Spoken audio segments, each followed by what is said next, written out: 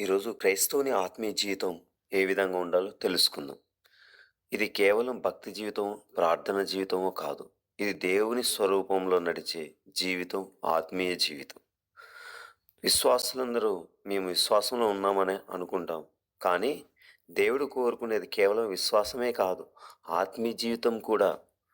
రోమ 8:6 బట్టి శరీరంను బట్టి మనసు పెట్టుట మరణమంట. అదే ఆత్మను బట్టి మనసు పెట్టినవాడు జీవమును, సమాధానమును కలిగి జీవిస్తాడని దాని యొక్క అర్థం. అంటే శరీరము, బుద్ధి మనల్ని చంపుతుంది. ఆత్మీయ జీవితం మనల్ని దేవునిలో బతికిస్తుంది. దాన్ని బట్టి మన మనస్సు శరీరానికి బంధమైందా? లేక ఆత్మకు సమర్పితమైందా అనేది ప్రశ్న వేసుకోవాలి. అసలు ఆత్మీయ జీవితం అంటే ఏమిటి? ఆత్మీయ జీవితం అనేది ఒక ఆచారం గాదు. ఇది దేవునితో మన హృదయం, మన జీవిత విధానాన్ని ఆయన హృదయానికి సంబంధంగా అరికట్టడం.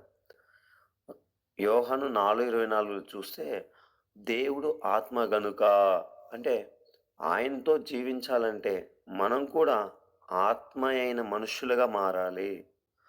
ఆత్మీయ జీవితం అంటే బయట ఎలా కనబడుతున్నామన్నది కాదు గానీ, మనలో ఎవరు పాలిస్తున్నారన్నది ముఖ్యం.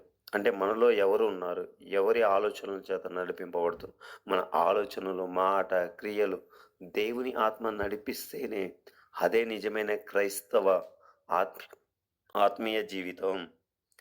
2, ఆత్మీయ జీవితం అనేది ఒక యుద్ధం. అంటే గలతీ 5:17లో చూస్తే, శరీరము ఆత్మకు, ఆత్మ శరీరంకి విరోధంగా ఉందని ఇక్కడ తెలియచేస్తుంది. అంటే ప్రతి క్రైస్తవుని లోపల 2 రాజ్యాలు పోరాడతాయి. ఒకటి శరీరం, అంటే పాపము, కోరిక, స్వార్థం వైపు లాక్కెళ్తుంది. మరొకటి ఆత్మ, దేవుని చిత్తం వైపు లాక్కెళ్తుంది.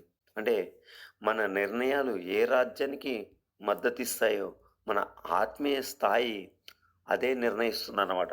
అందుకని దేవుని ఆత్మ కలిగి జీవించుటకు సహాయం చేయాలి. అట్టి విధమైన జీవితం నిజమైన క్రైస్తవ జీవితంగా మార్చబడాలి. ఈ దేవుని వాక్యం మన జీవితంలో ఫలబద్ధంగా మార్చబడును గాక. ఆమేన్.